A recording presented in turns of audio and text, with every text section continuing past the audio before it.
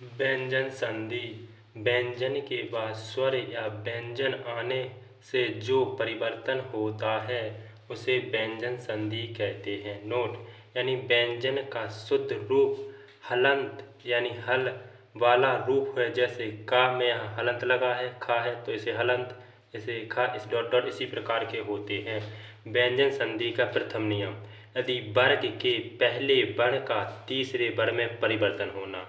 जैसे यदि किसी वर्ग के पहले वर्ग यानी का है, चा है, ता वर्ग, पा वर्ग का मेल किसी स्वर अथवा किसी वर्ग के तीसरे वर्ण यानी गा, जा, डा, दा, बा या चौथे वर्ण घा, झा, ढा, धा और भा अथवा अंतस्थ व्यंजन या रा, ला, वा के किसी वर्ण से होने पर वर्ग का पहला वर्ण अपने ही वर्ग के तीसरे वर्ण यानी गा, जा, रा, दा, वा में परिवर्तित हो जाता है।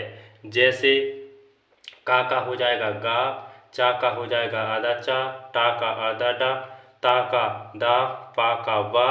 जैसे बाकी सेम टू सेम लिखते हैं। जैसे दिक के धन गज, इसका दा है तो दा सेम रहेगा, का में परिवर्तन हो जाता है आधे गा में, फिर गा पूरा रहता है और जा पूरा रहता है। जैसे दिग्गज। इसी प्रकार दूसरा एग्जाम्पल, दिक के धन अंत, तो दी सेम टू सेम रहता है, का कायम हो जाता है गा में और यहाँ से आ मिल के पूरा गा हो जाता है और ता सेम तो कहे दिगंत। जैसे दिक के धन विजय, तो दा तो सेम रहेगा और का कायम हो जाता आधा गा में और विजय सेम रहेगा तो क्या हो जाएगा दिक विजय। जैसे ब के धन ईस, तो का कायम हो जाता है गा में और बड़ी की मात्रा है क्या हो जाएगा पूरा हो जाता है गा और सा सेम तो है तो बगीस। इसी प्रकार चा और छा, अच्छ, धन आदि, तो चा का कायम हो जाता है जा में, आ मिल के जा पूरा हो जाता है, दा में छोटी की तो है आजादी। इसी प्रकार दूसरा नियम होता है वर्ण के पहले वर्ण का पांचवें वर्ण में परिवर्तन।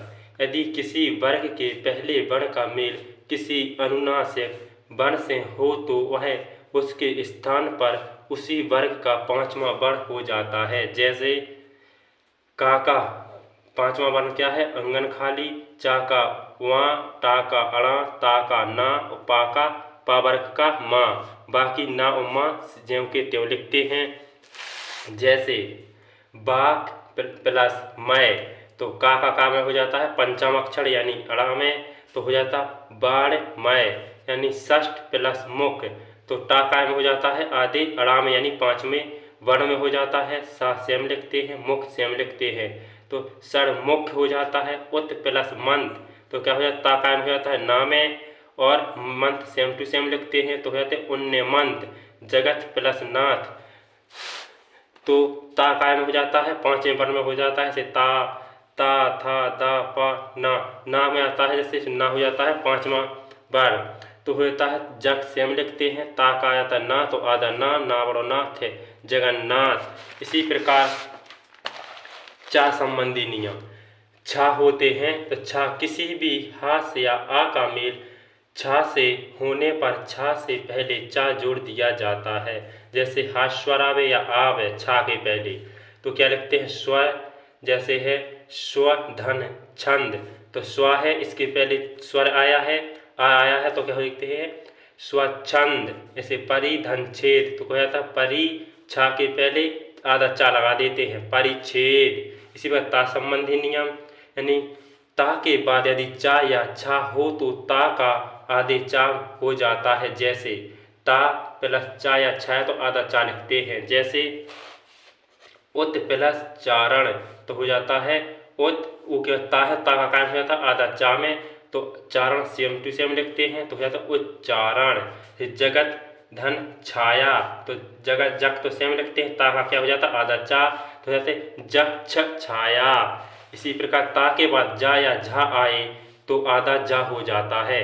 जैसे सत्य धन जन, यानी जा आया है तो जा के पहले ता आया है तो क्या हो जाता है ता का आधा जा तो होता है सज्जन।